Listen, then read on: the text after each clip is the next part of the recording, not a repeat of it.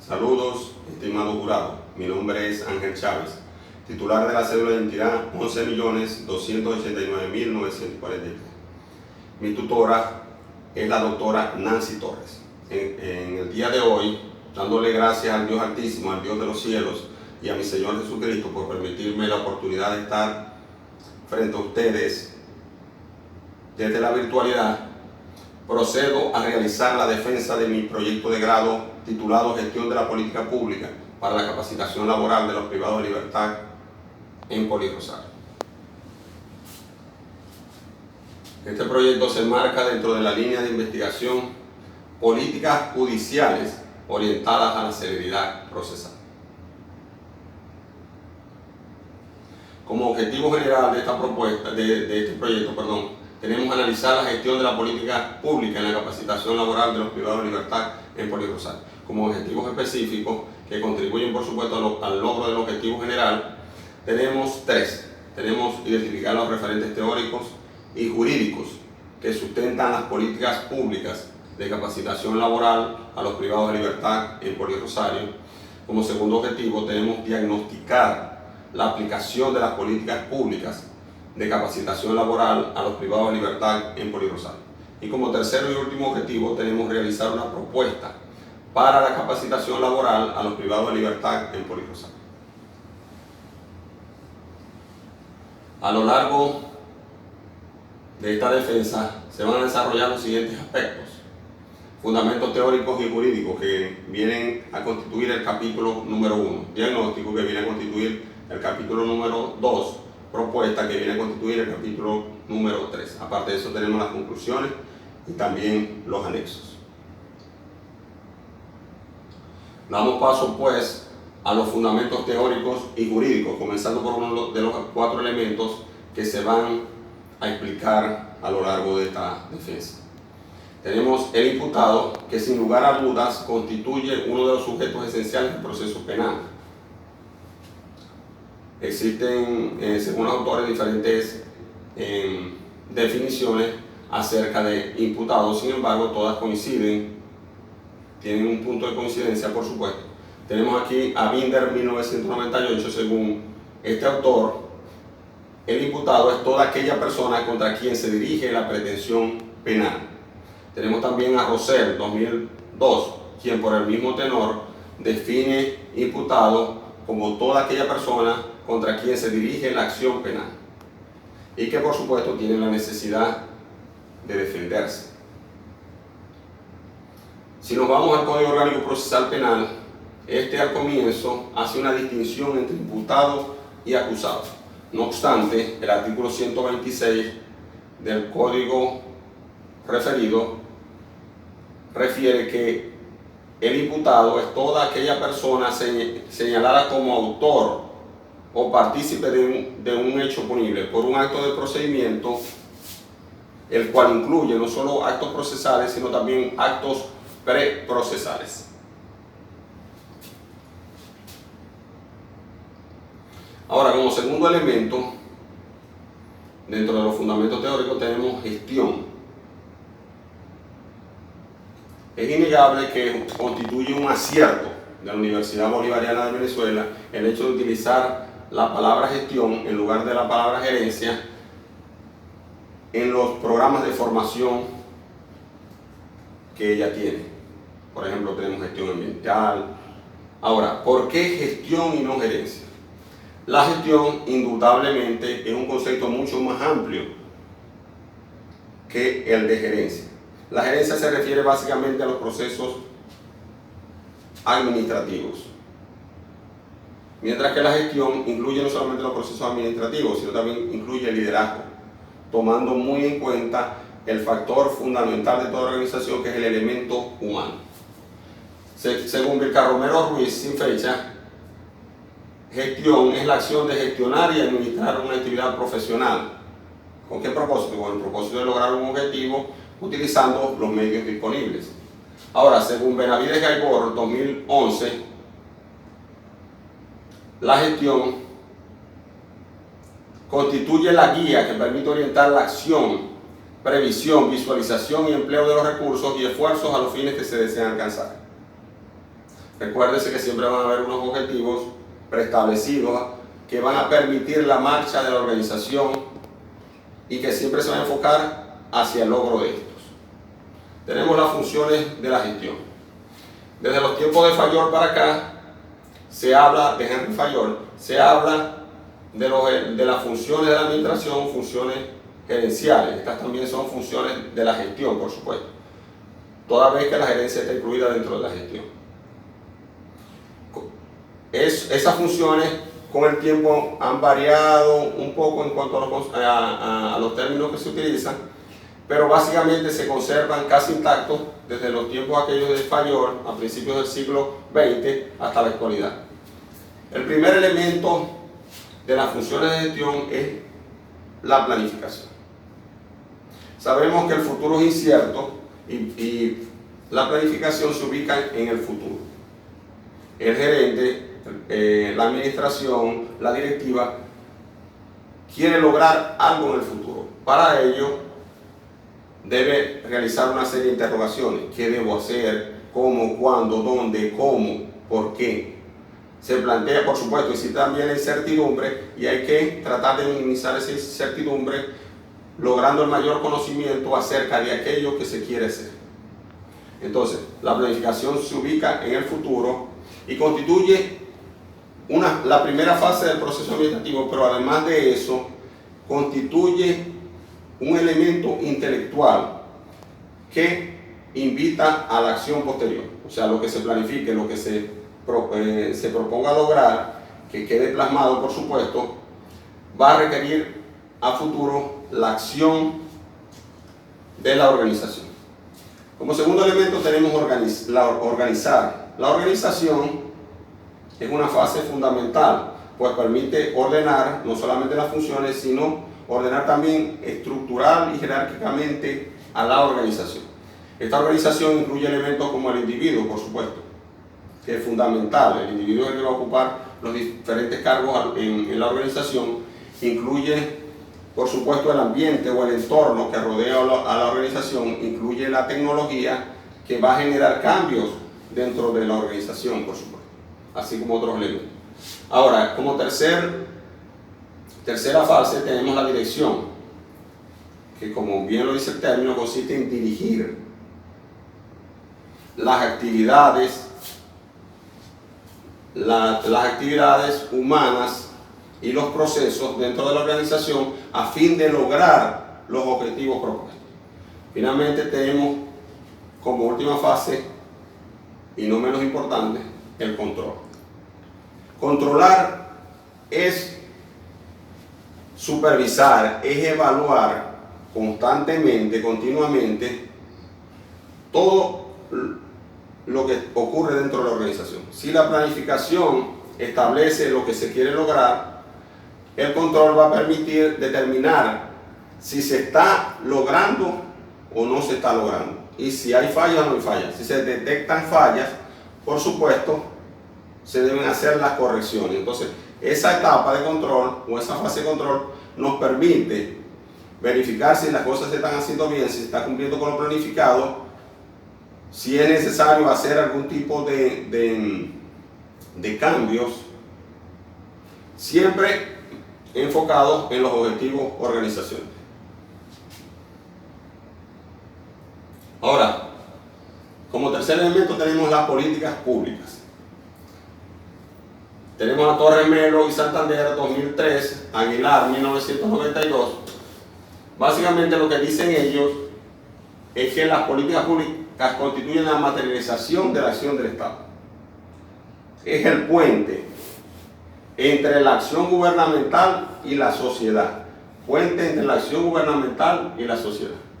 Ahora, tenemos un subpunto dentro de este, que son las políticas públicas como herramientas de solución de problemas, que parten de un supuesto premisa básica, que según Kelly 2003, es que el Estado existe para satisfacer los intereses de la colectividad. Es algo que está muy arraigado en la mentalidad de los ciudadanos. La existencia del Estado no se justifica si ésta no propende a la búsqueda de solución a los problemas e intereses colectivos. Además, estas políticas públicas posibilita una serie de estrategias de acción en función de un principio que recoge nuestra Constitución de la República Bolivariana de Venezuela, que no es otro que el de corresponsabilidad entre gobierno y sociedad. Las políticas ministeriales en materia de servicios penitenciarios. Tenemos el artículo 72 de la Constitución de la República Bolivariana de Venezuela, que recoge una serie de aspectos, entre ellos, por supuesto, tenemos la educación, está la cultura y otros, que posibilitan o tienen como función buscar la rehabilitación de ese privado de libertad. Las cárceles normalmente se han convertido en depósitos de seres humanos. Nuestra Constitución, una Constitución garantista, nuestra Constitución de la República Bolivariana de Venezuela, cambia ese concepto en el sentido de que desde el principio enfatiza lo que es la rehabilitación y la reinserción social del privado de libertad, para que una vez que salga del recinto penitenciario sea una mejor persona, una persona que contribuya con la sociedad. Y también tenemos el artículo 3 del Código Orgánico Penitenciario, numeral 28, que se refiere a las políticas de atención integral. En los recintos penitenciarios debe atenderse integralmente en cuanto a salud, en cuanto a deporte, cultura, educación, etcétera, etcétera, a ese privado de libertad, en aras de lograr lo establecido en la Constitución, que, como les dije, es la rehabilitación, la reinserción social, la transformación de ese ser humano que está allí, que no debemos olvidar que es un ser humano, porque muchas veces lo vemos al detenido, al preso, el privado de libertad, pero no lo vemos como una persona humana a la que hay que rescatar para que la sociedad también mejore. Y como último elemento, cuarto elemento, tenemos la capacitación. Aquí, según tenemos a Werther y Davis, ¿no? Y hay dos aspectos que señalar. Él habla de desempeño actual y habla de desarrollo. El desempeño actual se ubica en el presente. La capacitación propende a eso, a la búsqueda de generar conocimiento, de generar destrezas, habilidades en el trabajador para que éste mejore su desempeño actual, pero también mira hacia el futuro, hacia el desarrollo de la persona, hacia el desarrollo de esa línea de tiempo que va a estar dentro de la organización, y se enfoca en lo que se denomina desarrollo de carrera. O sea, ese ser humano dentro de 5 años debe estar ocupando tal puesto y, por supuesto, deben brindarse una serie de conocimientos y una serie de habilidades y destrezas que deben desarrollarse en él para que pueda cumplir cabalmente con las aspiraciones organizacionales y las aspiraciones individuales. Fíjense que hay que destacar algo, ¿no? La capacitación favorece a la organización, pero también es un elemento motivador para el trabajador. En el caso de los privados de libertad, que tenemos que llevarlo obligatoriamente al caso de los privados de libertad, pero por supuesto son conceptos generales. En la actualidad, por ejemplo, en el caso de Poli Rosario, tenemos privados de libertad que no tienen un oficio definido, que ni siquiera tienen un sexto grado. Generalmente la mayoría no han tenido un sexto grado. Y hay uno que otro que de pronto tiene primer año, pero que no han pasado allí, no hay bachilleres dentro de... Entonces, ¿qué sucede? Que ellos requieren que una vez que salgan a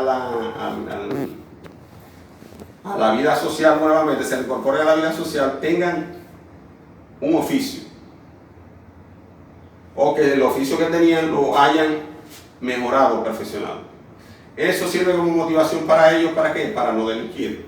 Por supuesto, es algo que tampoco nos va a garantizar que en el 100% de los casos no salgan a delinquir. Pero una persona que no tiene oficio generalmente sale a cometer delitos contra la propiedad, a robar, a hurtar, a fin de satisfacer sus necesidades, las de su familia.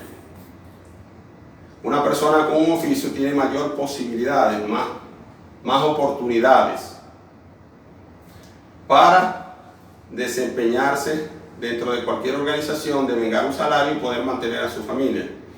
Entonces, de allí lo de la capacitación. La capacitación es fundamental para que ese privado de libertad sea reinsertado en la sociedad, se reinserte en el campo laboral, llegue más preparado a la calle y tenga motivaciones que le impidan el cometimiento de ciertos delitos. Ahora, dentro de ese punto tenemos que manejar la educación. Hablar de capacitación es hablar también de educación. La educación como un derecho humano y un deber social fundamental, establecido en el artículo 102 de la Constitución de la República Bolivariana de Venezuela, que dice que la educación es un derecho humano y un deber social fundamental que propende al pleno desarrollo de la personalidad. El artículo 103 incluye a todas las personas, o sea, nos dice que toda persona, todo venezolano, tiene derecho a la educación. Y por supuesto no excluye a los privados de libertad, incluye a los privados de libertad. Los privados de libertad en los recintos penitenciarios deben recibir educación. También nos dice ese artículo que la educación es gratuita, es obligatoria.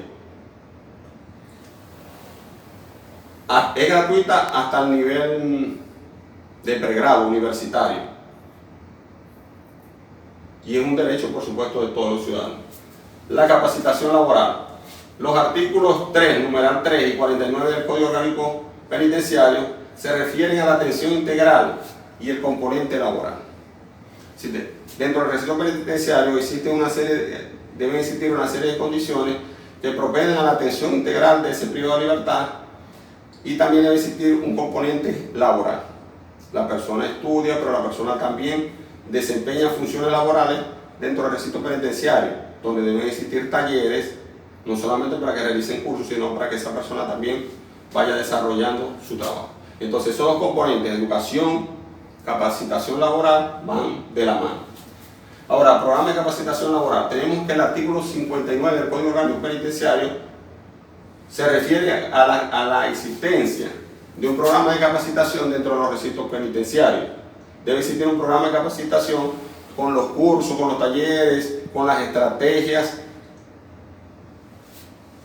para ser dirigido, por supuesto, a la población penitenciaria.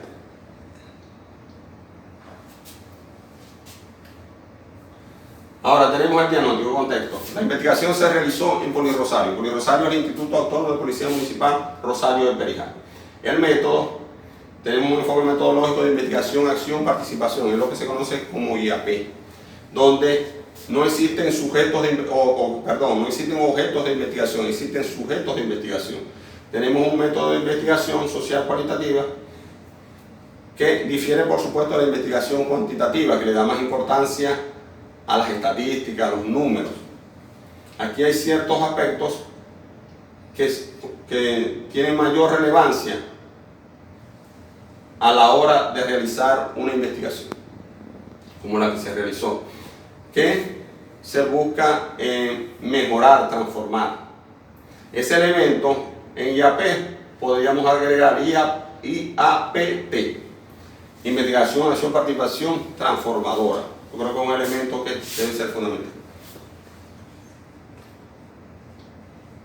Ahora, técnicas e instrumentos. La observación se podría decir que está presente en toda investigación de campo, incluso en la investigación documental, la observación. En este caso hablamos de la observación participante como técnica que transversaliza todos los procesos investigativos.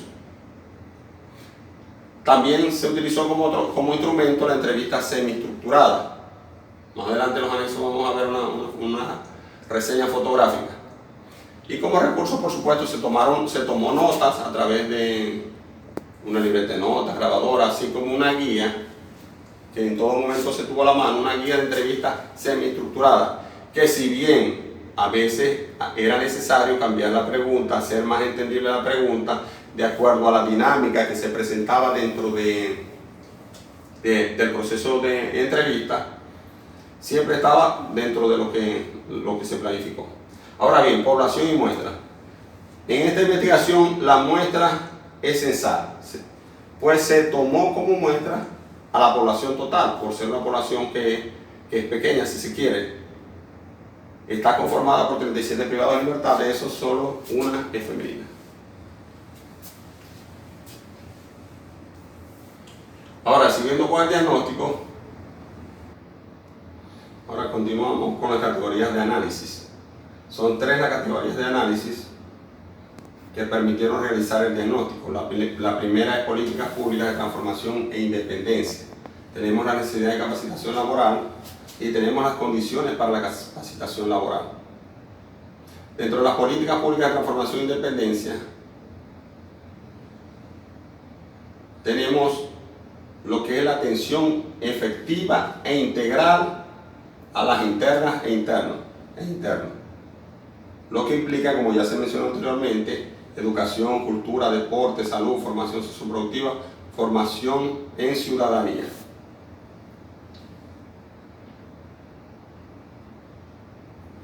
El análisis de los resultados.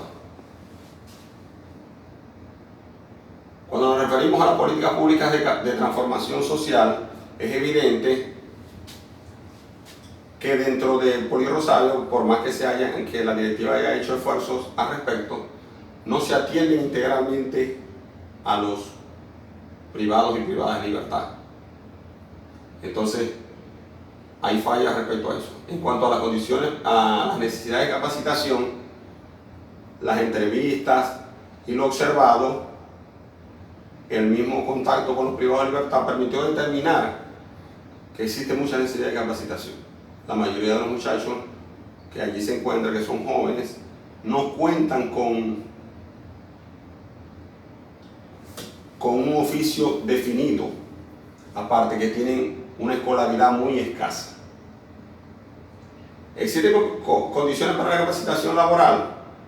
Pensamos que sí, y es a la conclusión que se llegó, porque si bien esas áreas no están destinadas para capacitar a los privados de libertad, existen áreas que pueden ser acondicionadas y utilizadas para ello. Existen áreas donde se pueden dar cursos de mecánica, existen áreas donde se pueden dar cursos de computación, existen áreas también donde se pueden dar cursos en el área agropecuaria, que hay terrenos que se pueden utilizar dentro de las instalaciones. Ahora, que existe la necesidad, se determinó también que existe la necesidad de un programa de capacitación, porque todo eso debe ser recogido en un programa de capacitación, algo bien sistematizado y que permanezca en el tiempo. Ahora, una vez realizado el diagnóstico, se procedió a presentar la propuesta. La propuesta es el nombre de la propuesta es Programa de Capacitación Laboral para los Privados y Privadas de Libertad en Polirosario. El objetivo general de esta propuesta es proponer un programa de capacitación laboral para los privados y privadas de libertad. Los objetivos: diseñar el programa, gestionar la aprobación del programa. ¿Por qué gestionar la aprobación del programa? Porque existen autoridades dentro de la institución que deben dar el visto bueno. Aplicar el programa, porque si se aprueba el programa pero no se aplica, no se habrá hecho nada. Entonces, se concluye con esto, con la aplicación del programa de capacitación. Luego el programa también debe ser evaluado.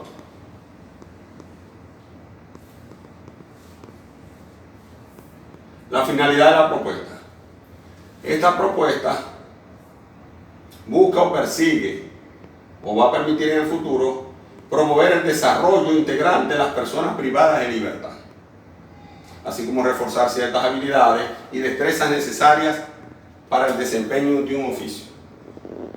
Y por supuesto propiciar el crecimiento profesional y personal de ese privado de libertad y su transformación social, que es el fin último del sistema penitenciario.